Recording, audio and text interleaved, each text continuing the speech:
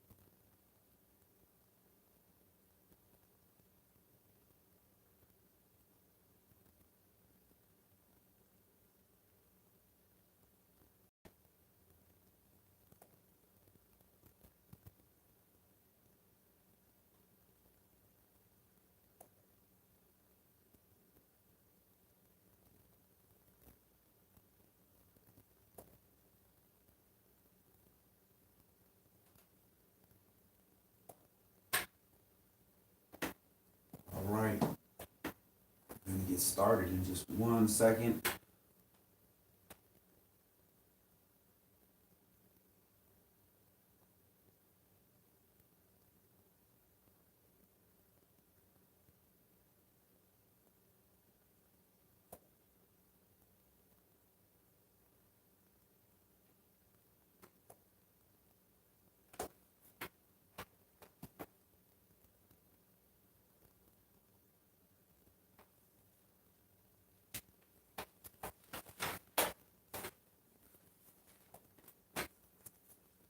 right. Shalom. My name is YAH. I'm with my brother Wesley Yasharal. Shalom. Sure. And we are Savior Word of YAH. And we are with our weekly Bible study today. And the title of today's Bible study is In YAH's Time. In YAH's Time. And what we're going to go over today is we're going to look at what the real New Year is, and understand that, many of us understand that it's not the New Year. I mean, it just makes sense. For the majority of the time, the New Year on the older calendars, the ancient calendars, is around March time frame in the spring. So the ancients knew that the year started in the springtime. But what we need to understand, while we sanctify ourselves, why we're not participating in all the New Year's Eve parties and all the, countdowns and all this stuff. And a lot of people, they come into the walk and they just know, they hear from people like, no, we don't do that. We don't do that. We don't deal with all this pagan stuff. It's pagan, it's pagan, it's pagan. Well, what's the roots of it? Where does it come from? How do you know? And how do you explain that to your family when they're asking you why, when they're calling you Happy New Year and you tell them, hey, I don't deal with that? Because you got to acknowledge it is going to be 2020. It is going to be their calendar that we use. It's going to be 2020. So we acknowledge that it's another year, a calendar year according to their calendar, but it's not a new year. It's not Yah's New Year. It's man's New Year when he decides. Just like we know that Shabbat doesn't start 12 o'clock midnight. We know that at sundown, when it becomes dark, that's when the day starts. Or for some of you that started in the daytime, when it starts in the day, however you start your new year. I know there's arguments, there's discussions about that, but we all know whether you doing nighttime start or daytime start, we all know 12 midnight in the middle of the night is not the beginning of the day. But we still have to acknowledge that. You can't tell somebody it's the October 1st, but it's like 10 p.m., September 30th. It's going to cause confusion. We know that, okay, according to their time, midnight, it switches over. We get it. But we know also that that's not how Yah reconciles. We have to know two different things because we're here in captivity under their system. So before we dive into Torah, I just wanted to go over a few things. We want to look at this calendar, the Gregorian calendar, and I'm just doing a simple Wikipedia search just to give us a little history on the Gregorian calendar. And it says a Gregorian calendar is the calendar used in most of the world. It's named after Pope Gregory the 13th, who introduced it in October 1582. And they're saying the calendar spaces leap years to make an average year 365 and a quarter long.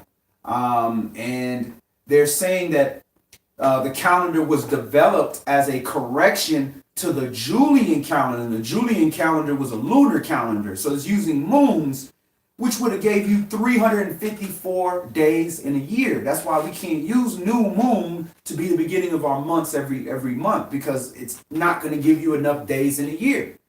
So they're saying here that the Gregorian calendar was developed as a correction to the Julian calendar, shortening the average year by 0.007 days to stop the drift of the calendar with respect to the equinoxes, to deal with the 10 days difference between calendar and reality. So I thought that was very interesting because they're saying that the Gregorian calendar is a correction to the Julian calendar, which was 10 days too short from reality. So they're telling you in the definition of the Gregorian calendar that they know that the year is 364 days in reality. Because they literally said there's a 10 days difference between the Julian calendar and reality. So if the Julian calendar is 354 days and reality is 10 days later, that's 364 days. So if it's 364 days, why are they telling you 365 and a quarter days? Somebody lying. So these people playing games, they know how long the year is. They know it's 364 days, which is 52 weeks of 7-day weeks divided in 12 months and 4 seasons. They know that in 7-day weeks. They know that. They got that information. So the next thing I wanted to go over was why the beginning of the year is January. Now we know that all these months of the year are pagan names. So January is no different. So you figure, well, was there a god named Janu or January or something? No. There's actually a pagan god named Janus. Janus. Now Janus is the reason why January is the first month of the year. Is to worship Janus. So Janus, Janus, in ancient Roman religion and myth, is the god of beginnings, gates, transitions, time, duality, doorways, passages, and endings. And it's a picture of a man with 2 faces, one looking in the past and one looking in the future. And this is the pagan god that they used to worship. And they're saying he's usually depicted as having 2 faces since he looks to the future and to the past. And it's conventionally thought that the month January is named for Janus. Now, look at the months of the year that's not pagan in origin. If you start with November, right? So if you start with November, or not even before that, October, right? Or even November, right? November, December, January. So let's start with October. So octo is what? An octagon, like a stop sign. That's 8. It's like a stop sign is an octagon, 8 sides. So that would be the 8th month. Mm-hmm. Then November, Novi, is 9. So that would be the 9th month.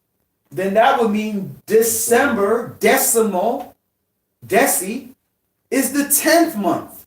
Right. You see what I'm saying? So how is December, deci, as in decimal, the 12th month? Because they changed the calendar around. And what I believe is when they added July and August, they wanted to name July for Julius Caesar and Augustus for August. They couldn't short one because you have 30, 31, 30, 31, 30, 31. And they didn't want to give, when they were making gods out of these so-called Kaisers or Caesars, they were trying to not short one of them as a god by making sure they both had 31 days. So they went into February and they took days from February to make it add up. So that's that's why February has such a short amount of days, because they were taking from that to fit their pagan agenda. So Janus, one of the rituals that they do is they tell you everybody to stand up. And they're going to do this at church tonight, matter of fact. Everybody stand up and everybody look this direction. So everybody faces the same direction. And then they count down, 10, 9, 8, blah, blah, blah, all the way down to 1. Happy New Year. Then everybody faces the other direction. And they call that watch night. They're actually watching the night for the change. And that is a pagan ritual. That is a worship ritual of Janus. And they're going to do it right there in those Christian churches tonight. And we unknowingly are participating in that. We're unknowingly celebrating and making a joy, saying, hey, Janus decides the new year. Because Janus just happens to be the name of the god that they gave to January. Nah, that's not the new year. That's not the beginning of the new year. That's almost as bad as the Jewish people that are saying the 7th month is the new year. No, that's not. That don't add up with Torah. That's not in our book. So where people say, oh, it's not that bad. It is a new year. I'm not worshiping no pagan god. Yes, you are. If you are celebrating this day as your new year, then you're celebrating the god Janus, because that's the only reason it's a new year. It's to worship that god. So we have to refrain from even the appearance of evil. So we should have no part with the New Year's of popping firecrackers and popping bottles and that. Now, will I acknowledge and hug my wife and hug my kids and say, man, we made it another calendar year in captivity? Absolutely. I'm going to praise the Most High. I'm going to give him thanks that I made it out of 2019, because 2019 was rough. 2018 was rough. 2017 was rough. 2016 was rough. It was some rough years. So when we make it to another one, we're going to give God the glory for everything. But what we shouldn't do is be like the heathens and be dismayed at the signs and learning the practices of the heathens. We have to unlearn those things. This is called being set apart. That's what being holy is, being called out of those things. So I just wanted to give a quick little history on that. So that when you talk to your family and they're like, Happy New Year and all that stuff, and you don't deal with that, you can tell them why you are not dealing with those pagan holidays. So again, the title of today's Bible study is In YAH's Time, and we're going to go right into Torah. We're going to see what the new year is. Deuteronomy, Devarim, chapter 16. Deuteronomy chapter 16. And Shalom Mahabakai, good to see you, sis. Shalom, sis Yahanaya Yasharala, good to see you as well, sis. Shalom, sis Ariel Smith, good to see you. Shalom, Toda Hall, good to see you, sis. My sisters are showing up today. Shalom, Tamika Wilson, good to see you, family. And shalom to my brother Mashiyahu, brother Marshall, good to see you, family. And we're opening up in Deuteronomy, Devarim, chapter 16. And we're going to see what this new year is. Because at the end of the day, it don't matter what man decides or what man sets. Now, when I go deal with man's system, in his system, I got to show up to the man's job. I got to fill out the man's applications and all that. And I got to observe his stuff. But in my personal life, I ain't got to observe that. I ain't got to go here and just celebrate because he say it's New Year because everybody else celebrating. Nah, I'm going to celebrate in my own personal space, in my tabernacle. I'm going to celebrate what YAH say celebrate. I'm going to keep his calendar, his time, in YAH's time. That's why even when we say things, we say, YAH's will, we going to do this, we going to do that. Because things are in his time, in YAH's time. It's YAH's will, not ours. So we got to practice getting out of that our will and man's will and get into YAH's will. And we're going to read Deuteronomy chapter 16, Devarim 16, and we're just going to read verses 1 through 6. Observe the month of Abib, and keep the Passover unto Yahweh your Elohim. For in the month of Abib, Yahweh your Elohim brought you forth out of Mizraim by night. All right, so keep the month of Abib. So Abib is the first month of the year, and it's telling you to keep the Passover. So you know when the Passover is. The Passover is in the springtime. It's in the first month of the year. So you know Abib is the first month of the year. And when is that? Well, when we keep the Passover. We keep the Passover between March and April in that time frame right there, which will be on the Babylon calendar between March and April in that time frame. That is Abib. That is the spring. That's when the spring starts. And when you look at the word Abib, it's H24, Abib, A-B-I-Y-B. And that's from an unused root meaning to be tender, green. That is a young ear of grain, hence the name of the month Abib, green ear or green ears of corn. So we know this has to do with the greening of things, the greening of the produce. Now, what the Jewish people like to say is, oh, well, it's not Abib yet because you got to see that it's not perfectly. Man, it don't say that in here. We are given specific instructions of how to calculate. It didn't say go look at the plant. What if you had a drought? Then you just ain't going to have New Year because it ain't green? That don't make no sense. Or what if you're in a different part of the earth? How you going to find that out? Don't make no sense. That's that Jewish stuff, all that tradition they add. Now, does it have to do with the greening? Absolutely. The name Abib has to do with green. So yes, things do get green in that time. And ask yourself, What's the only thing getting green right now? The only thing I know green right now, you roll that up in a cigar or evergreen tree. That's the same Christmas tree you cut. That's the only green I know in December. Everything else is dead. Ain't no green. So we know Abib is not in the dead of winter. But I tell you what is in the dead of winter, the winter solstice. And we're going to see some other things in here where we're going to see how people were paying attention to those signs in the sky for those worship type practices. So we're going to get into that a little bit later. All right. Verse 2.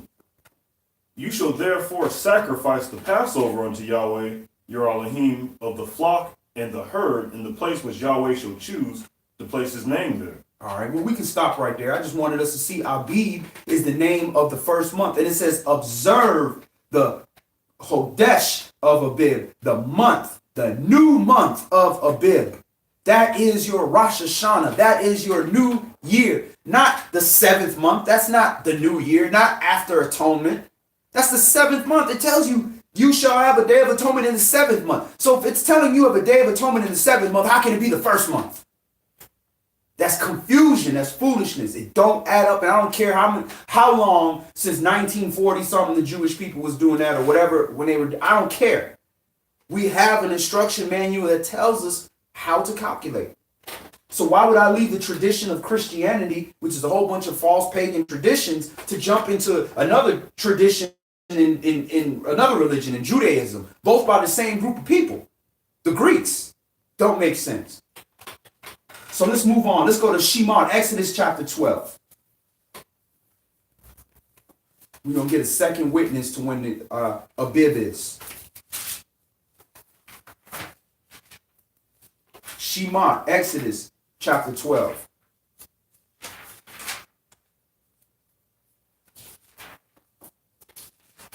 And we're going to read verses 1 through 11. And Yahweh spake unto Moshe and Aaron in the land of Mizraim, saying, This month shall be unto you the beginning of months. It shall be the first month of the year to you. Okay, so this month, the month they about to talk about, is the month that shall be unto you the beginning of months. Who is he talking to? Children of Israel. Mm-hmm.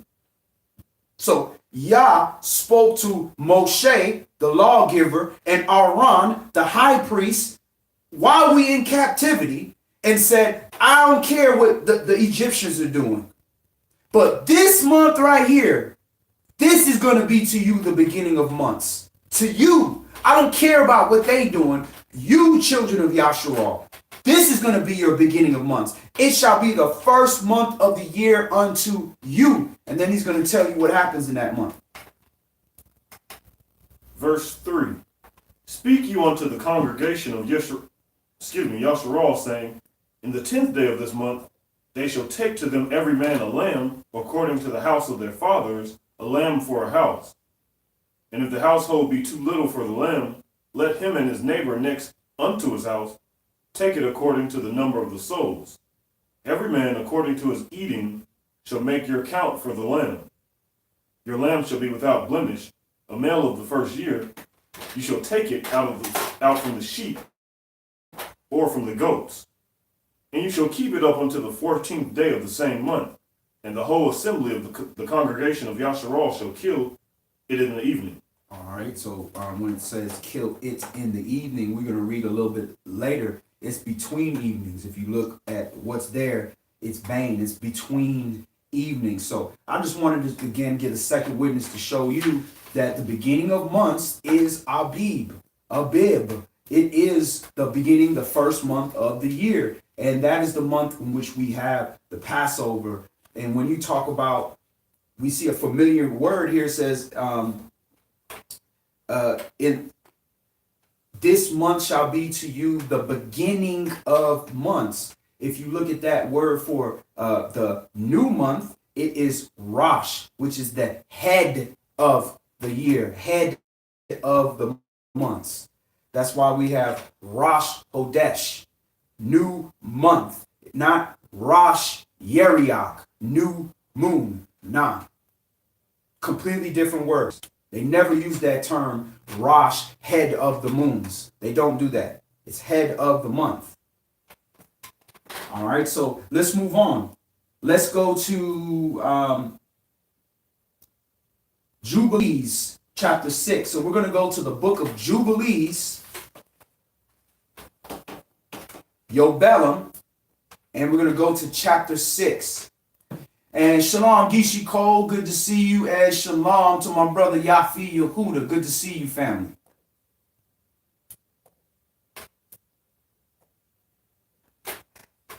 So if you do not have access to the book of Jubilees, you can go to IsraelitesGathering.com and go to the books and Bibles. We have all of them there listed for free.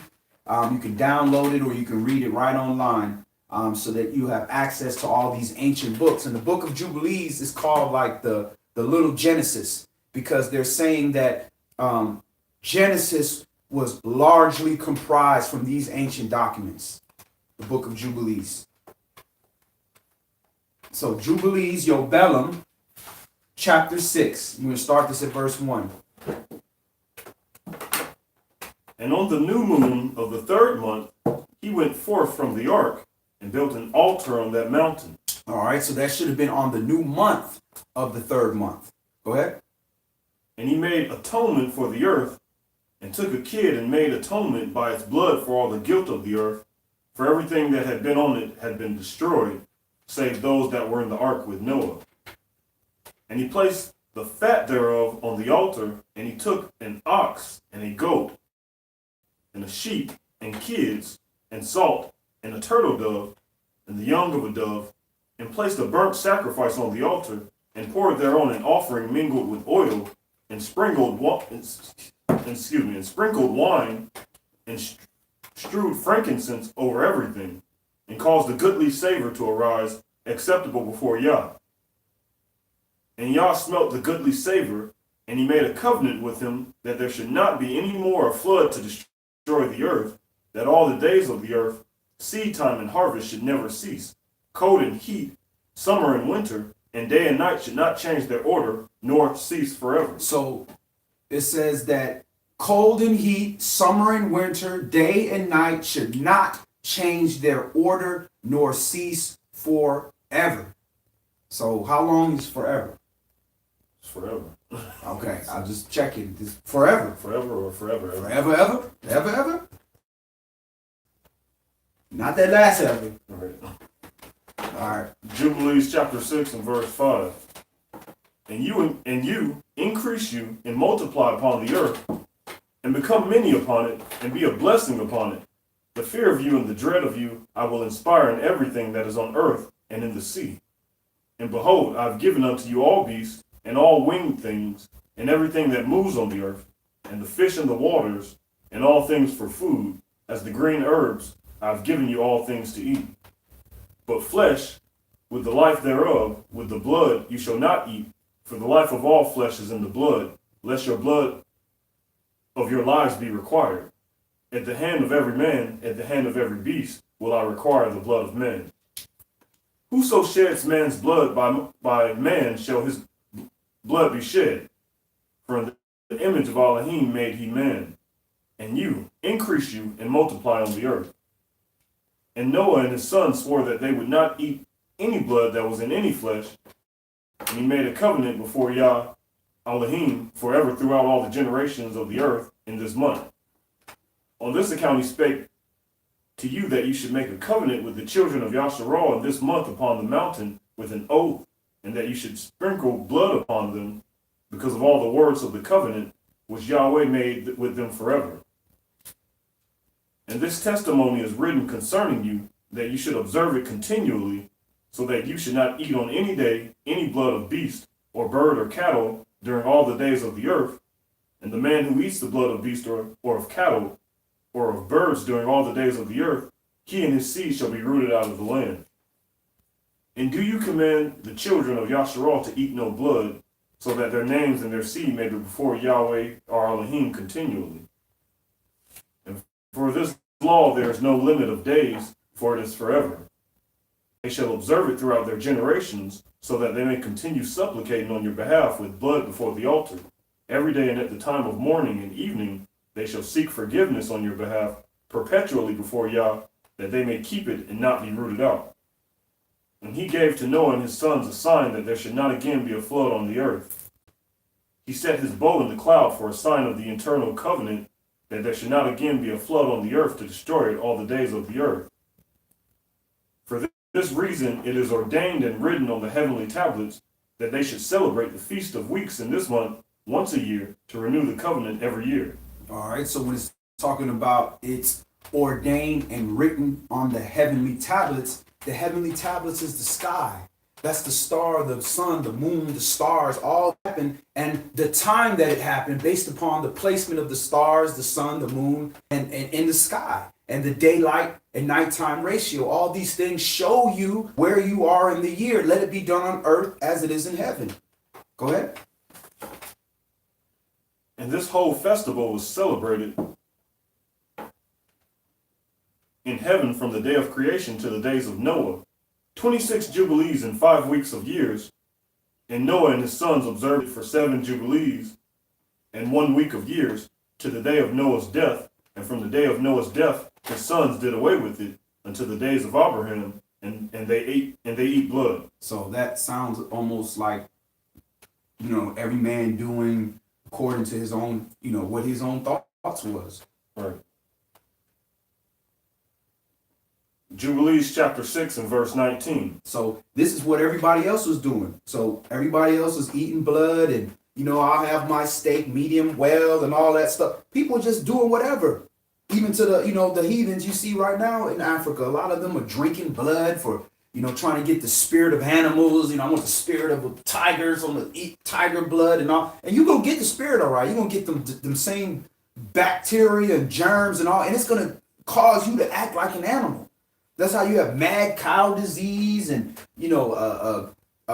swine flu. That's what's in the blood of these animals when you're eating them. It's kind of interesting when you notice, I don't know, I think it's just a black people or Hebrew thing that I think we probably passed down unconsciously, is that we prefer meat well done. Right. And, we know there are people of other nations that have no problem eating like a steak that's literally bloody, Man, I'm talking about yesterday with Golden Corral, and my mom went to go get steak, and I was gonna get a piece, but I'm like, they never really cooked the steak, so I just went, got something else. But the guy, I guess he was new, he was burning the steak, and it was just like, man.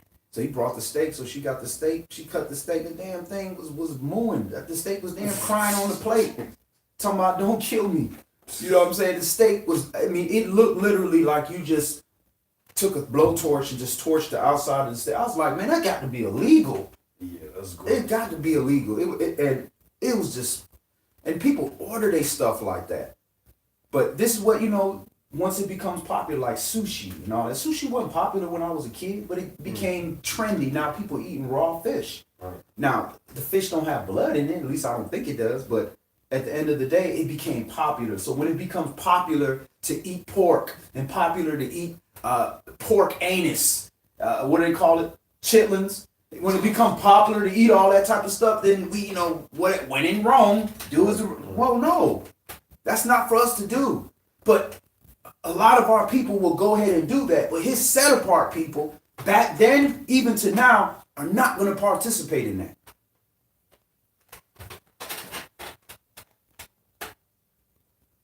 Jubilees chapter 6 and verse 19. But Abraham observed it, and Yishak and Jacob and his children observed it up to your days, and in your days the children of Yasharal forget it until you celebrated it anew on this mountain. And do you command the children of Yasharal to observe this festival in all their generations for a commandment unto them? One day in the year, in this month shall they celebrate the festival. For it is the Feast of Weeks and the Feast of First Fruits. This feast is twofold and of a double nature, according to what is written and engraven concerning it, celebrate it.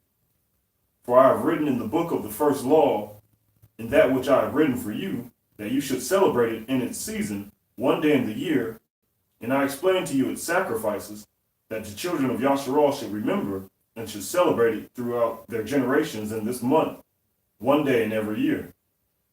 And on the new moon of the first month, and on the new moon of the fourth month, and on the new moon of the seventh month, and on the new moon of the 10th month are the days of remembrance and the days of seasons in the 4 divisions of the year. These are written and ordained as a testimony forever. And Noah ordained them for himself as feasts for the generations forever, so that they have become thereby a memorial unto him. And on the new moon of the first month, he was bidden to make for himself an ark. And on that day the earth became dry, and he opened the ark and saw the earth. And on the new moon of the fourth month, the mouths of the depths of the abyss beneath were closed. And on the new moon of the seventh month, all the mouths of the abysses of the earth were opened, and the waters began to descend into them. And on the new moon of the 10th month, the tops of the mountains were seen, and Noah was glad. And on this account he ordained them for himself as feasts for a memorial forever, and thus they are ordained. So notice that those are the heads of the seasons. First month, spring. The fourth month, summer. The seventh month would be fall, and then the 10th month will be your winter. Those are the heads of the seasons. Go ahead. Jubilees chapter 6 and verse 29. And they placed them on the heavenly tablets, each had 13 weeks. From one to another passed their memorial, from the first to the second, and from the second to the third, and from the third to the fourth. So those are seasons. 13 weeks between each season, passing from one to the next, and there's a memorial for every season. And this is interesting because what you're going to see, and he's saying he placed these on the heaven. Okay, go ahead. He placed them, we read that, right? He placed them on the heavenly tablets. So the heavenly tablets are going to show this 13-week change. Every 13 weeks, you're changing into a new season. And what you're going to see with that is you're going to see the moon, which is for your seasons. The moon is going to have the same lunar phase every 13 weeks. It's going to have the same lunar phase. So at the beginning of every season, you're going to have the same lunar phase. And it's going to move like a clock every year. That lunar phase is going to change the beginning of each season, letting you know what year out of the 1 to 7 year cycle you're in. So all these things are in the heavens for us to look at, to give us like a clock or time. Just like when we see a clock and we know we got to be somewhere at 7 o'clock. Oh, it's 7 o'clock. That means I got to go do this. It don't mean that we worshiping the clock and worshiping the time, but worship because they did God. So when you don't know Yah, you're going to worship anything. You're going to look and grab anything because you don't know the creator of all. But we do. He came to us. He pulled us out of that stuff. So there's no excuse for us to go back and do the foolishness and the vain and the ignorant things that the heathens do after he has pulled us away from that and shown us the true calculation of time and his true set apart dates and set apart seasons. Jubilees chapter 6 and verse 30. And all the days of the commandment will be 52 weeks of days, and these will make the entire year complete. All right, so all the days of the commandment, the year, will be 52 weeks.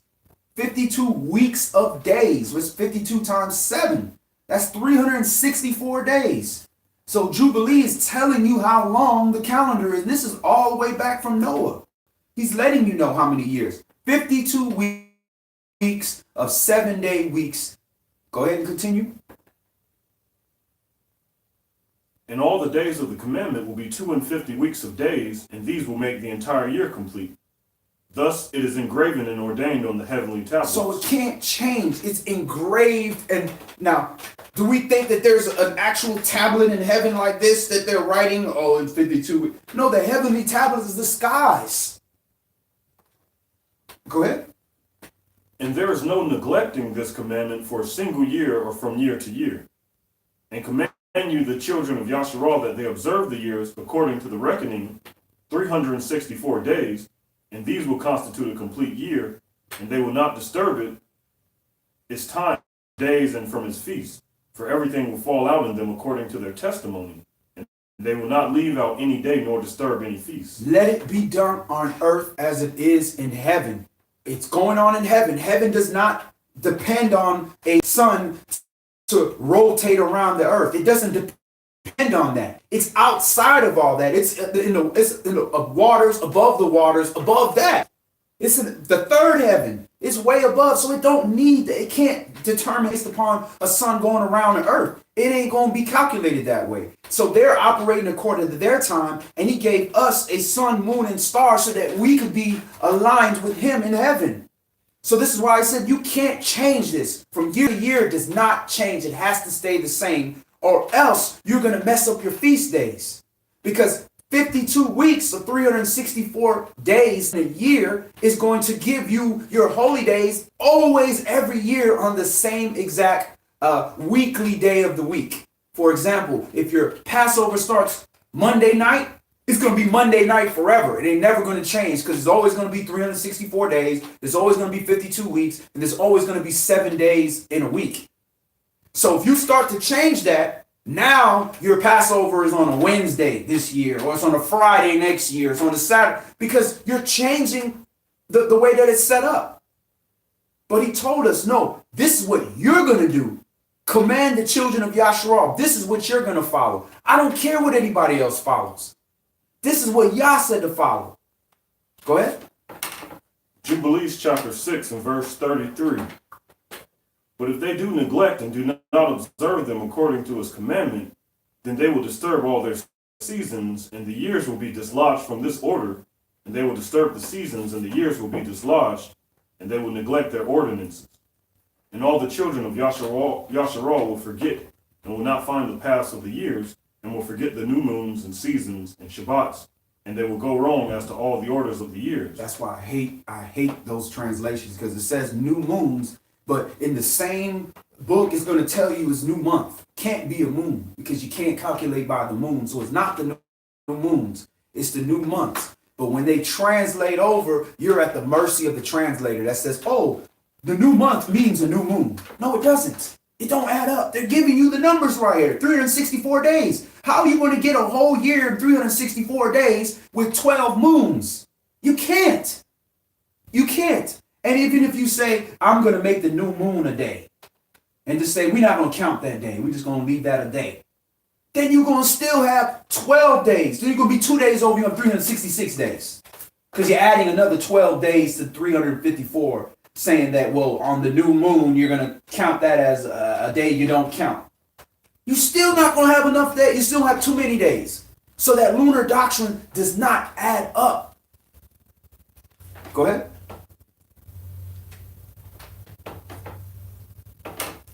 And it had the nerve to say new moon, and you're going to read down, it's going to tell you about following the moon in the same chapter. Jubilees chapter 6 and verse 35. For I know, and from henceforth will I declare it unto you, it is not of my own devising, for the book lies written before me, and on the heavenly tablets the division of days is ordained. In the sky, it's already ordained. Lest they forget the feast of the covenant, and walk according to the feast of the Gentiles after their own error and after their ignorance. The feast of the Gentiles. The Gentiles have their own feast. They do stuff based upon them worshiping the sky, saying, "Oh, you know, it's a new sun is being born, or a new moon is coming in. Let me worship this day." Well, why? Because it's beautiful, or because great things happen on that day. Well, you can't blame them. They got evil angels giving them all kind of weird doctrines. But we had Yah come to us specifically and our forefathers. So we are foolish to follow them once we've been exposed to the truth that was given to our nation. Go ahead. For there will be those who will assuredly make observations of the moon, how it disturbs the seasons and comes in from year to year 10 days too soon. 10 days too soon. So if it's 364 days, what's 10 days too soon? 354. 354. So they telling you again in verse 36, you cannot use the moon, but then the translator translated it to new moon. Are we stupid? Or we can't count? We don't read?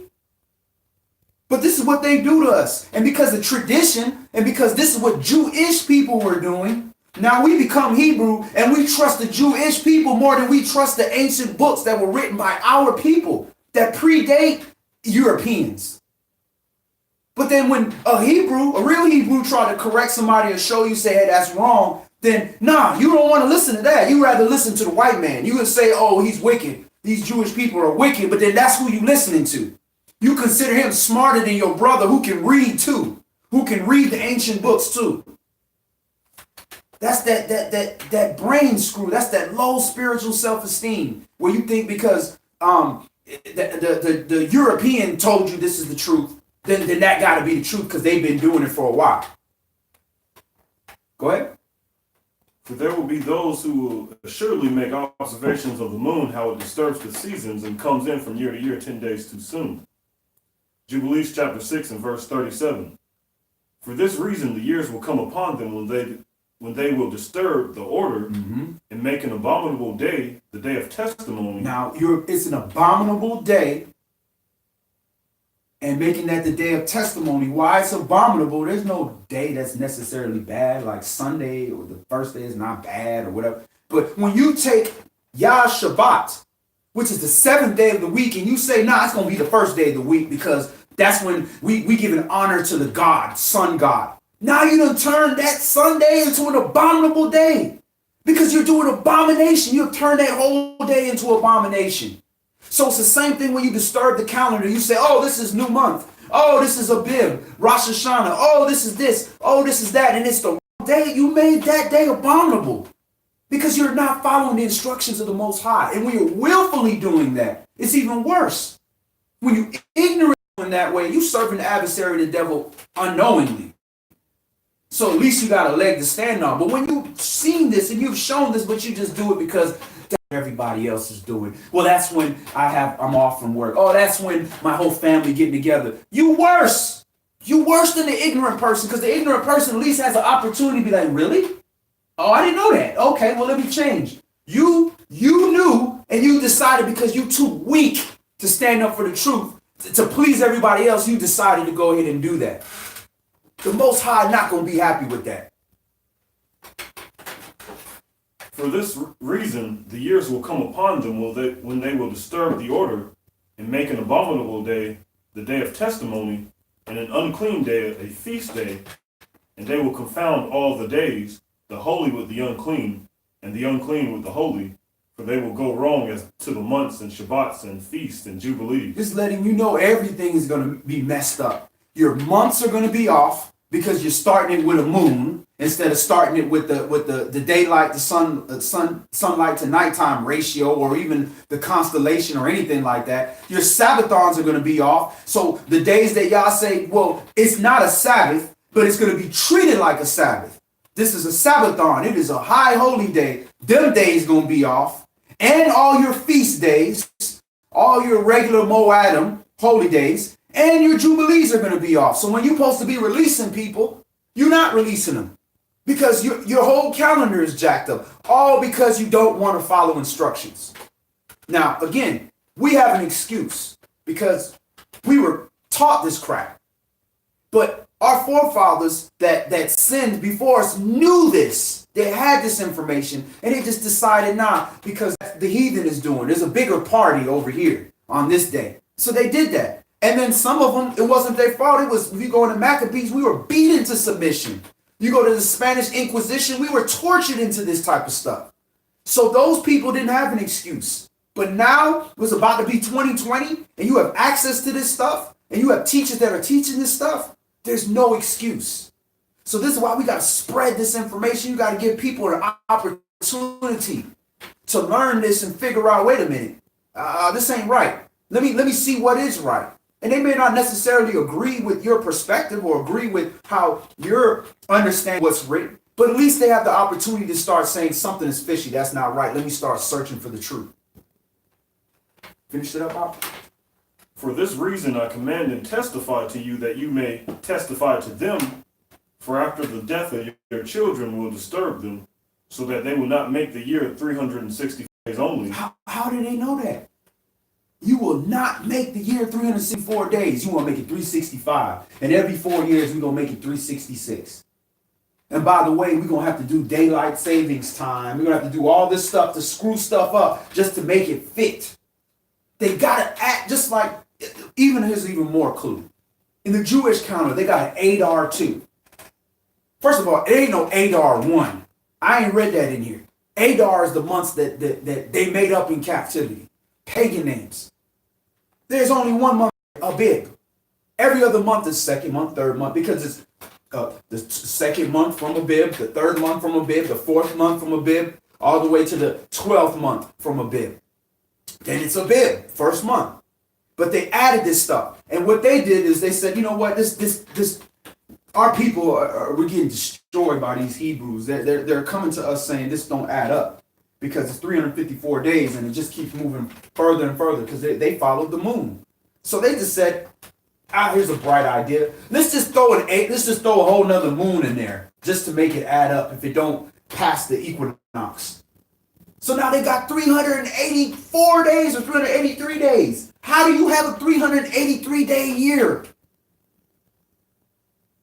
You starting your year all the way into the spring. It don't add up.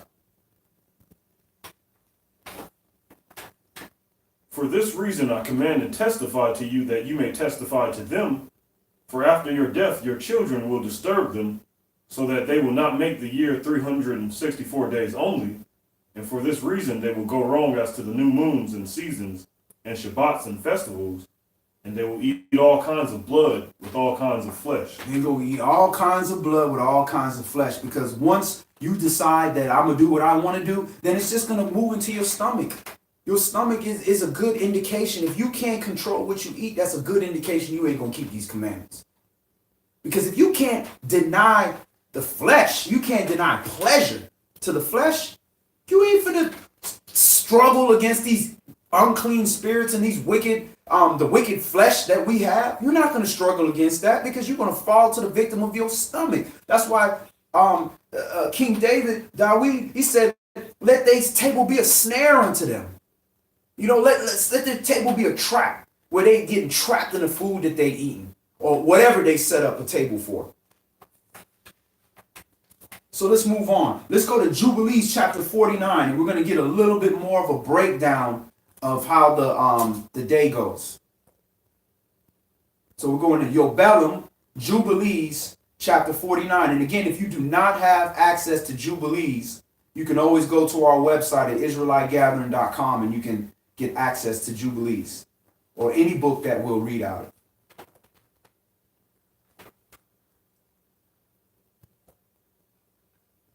Jubilees chapter 49 and verse 1.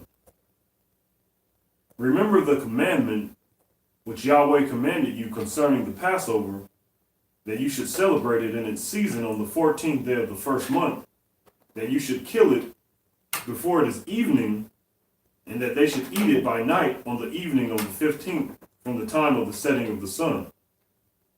For on this night, the beginning of the festival and the beginning of the joy, you were eating the Passover in Mitzrayim, when all the powers of Mastema had been let loose to slay all the firstborn in the land of Mitzrayim, from the firstborn of Pharaoh to the firstborn of the captive maidservant in the mill, and to the cattle. All right, so again, they comprised Torah and the first 5 books.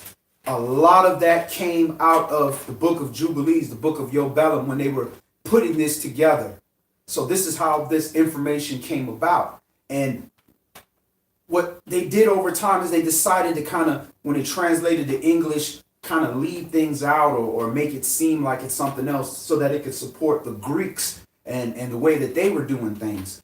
But when you look here in verse 1, is telling you on the 14th of the first month, you should kill it before it is evening. Now, evening starts the next day. So if evening comes, nighttime, now you're starting the 15th day. So you have to, on the 14th day is Pesach. You have to kill that lamb on the 14th day. And then the night comes, which starts the 15th. That's when the feast starts. And that's from the time of the setting of the sun. That lets you know when the sun is down and it's dark, that starts the 15th day. That's what it says. On that night is the beginning of the festival. The Passover festival starts on the 15th. But Pesach, Passover, is the 14th. The 15th is your unleavened bread, which is the festival of Passover. Go ahead. And that, if you could take that with Exodus chapter 12, you see it was the 15th day of Abib when we left. And we left the night. So the night would have started the day. Go ahead. Jubilees chapter 49 and verse 3. And this is the sign which Yahweh gave them into every house on the lintels of which they saw the blood of a lamb of the first year. Into that house they should not enter to slay, but should pass by it, that all those should be saved that were in the house, because of the sign of blood was on its lintels. So what day would they have been putting blood on the lintel? What calendar day?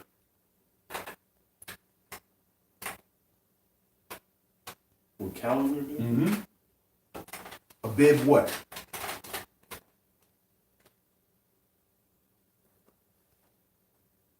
Because when do they kill the lamb? In evening, right? What calendar day? 14th, 15th, what? So it should be what should be the 15th, right? Mm-mm. Or the 16th. They eat it on the 15th. Mm-hmm. On the 14th is when you kill it. Mm-hmm. You kill it on the 14th. When you kill it, that's why you have to eat it in haste. Because the 14th, you're killing it, putting the blood over the lintel. Then the sun comes down, it's the 15th. Now you're eating it. But you have to kill it on the 14th, roast it with fire, do all that by sundown. When sundown comes, now you're eating it. Now you can actually eat of it, because that's when the festival starts, on the 15th. So the evening of the 15th is technically the night of the 14th. Right. Right. On our calendars. Okay. On this Babylonian calendar. And that's where all that confusion starts. At the end of the day, when the 14th day calendar day is in play, you have the evening starts the 14th, then you have the morning period, day period. That's still the 14th. As the sun is starting to go down, now you're killing that Passover lamb. And as you're killing that Passover lamb, you have to roast it by fire. You got to do all that type of stuff and have it ready to eat, so that when sundown comes and it becomes the 15th, is now the next day. It's now nighttime, beginning the 15th day. That's when you're eating it. And you have to eat it, and you have to do everything and roast it, have everybody ready, and have it done, because by morning, you can't have any of it. It has to be destroyed and burnt completely by morning. And if you go back to Exodus 12, it was midnight. It was midnight when Pharaoh found all his people dead, the firstborns dead. So that means they had to eat it quick. They had to kill it on the 14th, put all the blood on the lintel, roast it by open fire, eat it, get rid of all of it, and everybody be in their house prior to midnight. Because by midnight, people were dead. So you don't know exact time that the destroying angel came. Could have been any time. But we know it was prior to midnight. So if it gets dark in the spring, like around 8:30-ish or something like that. So you got about 8:30, 9:30, 10:30, 11:30. You got about 3 hours to roast it, to eat it, to get, to share with everybody, and then to get back in the house and make sure everybody in the house, because by that midnight, that destroying angel had already done his business. That's why it says you shall eat it with your loins girded, with your staff, and your shoes on your feet in haste. It wouldn't be haste if you had all freaking day to do this and do all that. That ain't haste. That's like a normal day. It ain't like how we do it. We cut on the stove and you good to go. They had to actually get the firewood, and keep in mind, it's also a Sabbathon.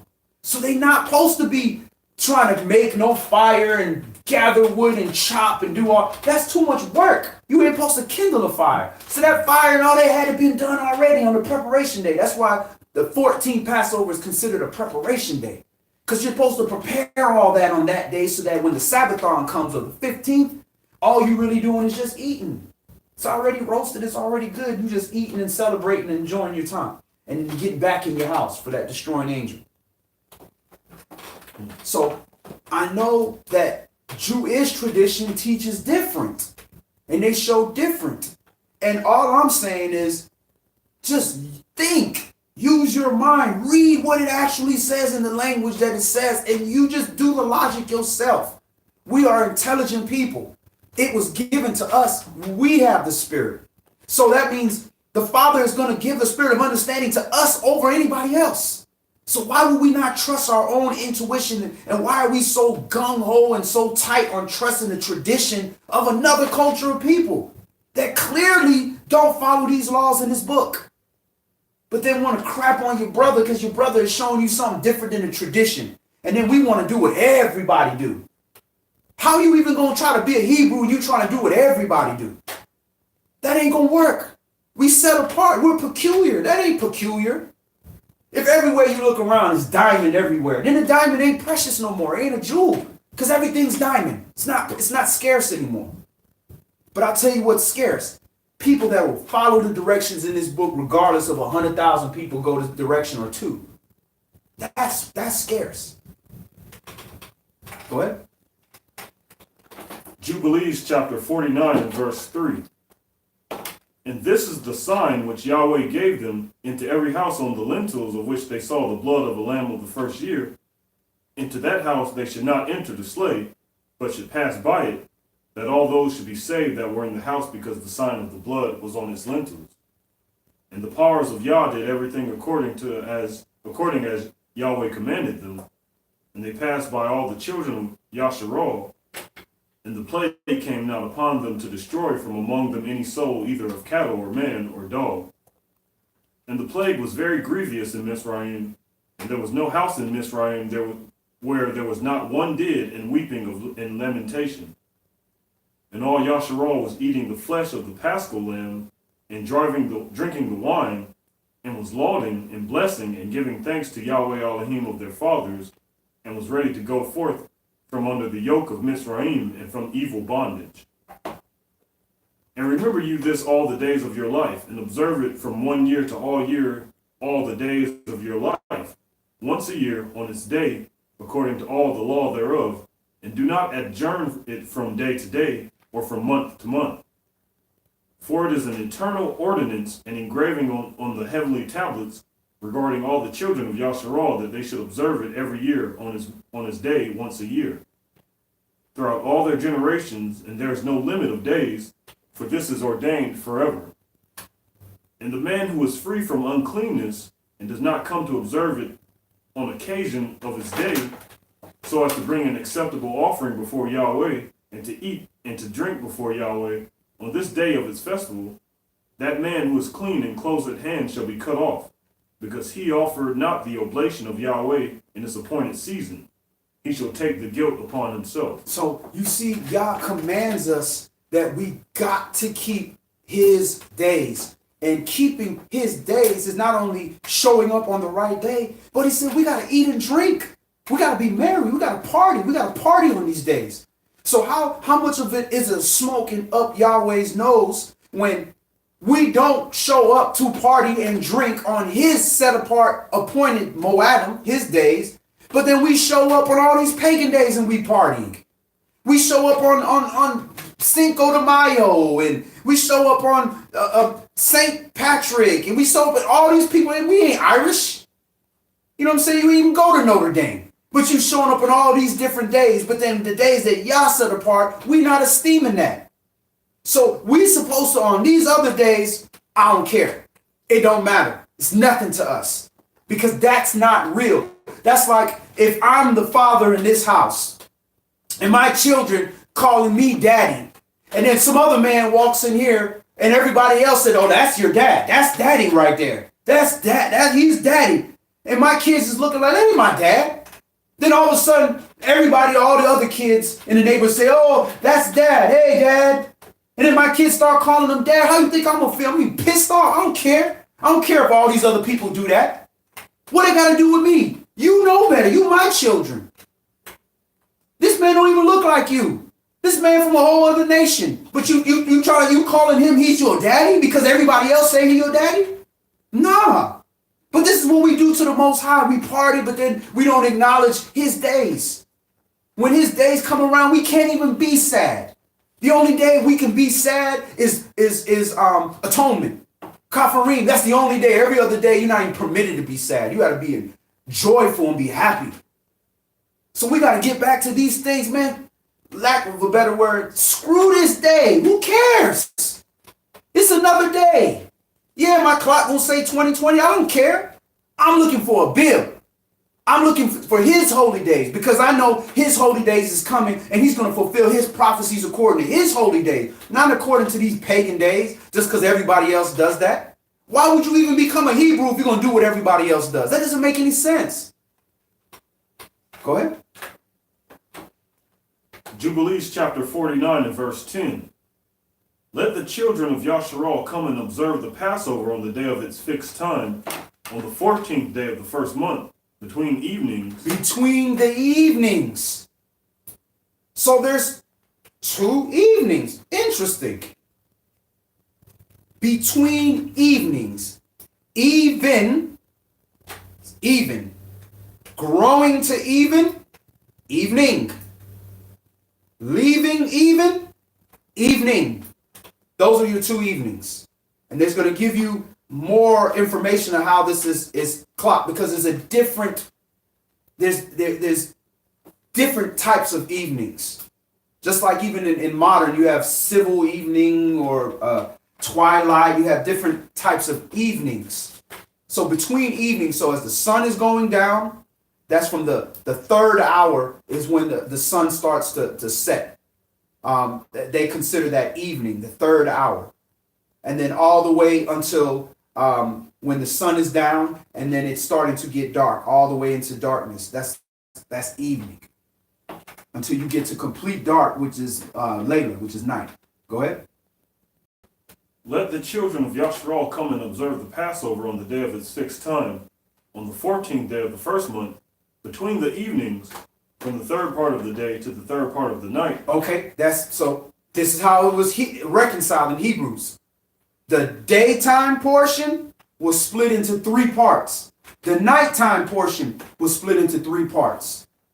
So here you have 3 parts. You have, if you're going from right to left, Hebrew, so right to left, so this is my right. You have sundown, when it becomes sundown. Now you have night. So this is the beginning of the first part of the nighttime of the new calendar day. The second part of the nighttime, the new calendar day. The 3rd part of the nighttime, the new calendar day. Then you have the morning, first part of the morning, second part of the morning, 3rd part of the morning, which is when it starts to go into evening. So it's giving you the parts. It's showing you how it was broke down. So it says, you shall observe the Passover on the day of its fixed time, on the 14th day of the first month, between the evenings, from the 3rd part of the day, 5, 6, 12 and 12, so it's 4-hour intervals down. So about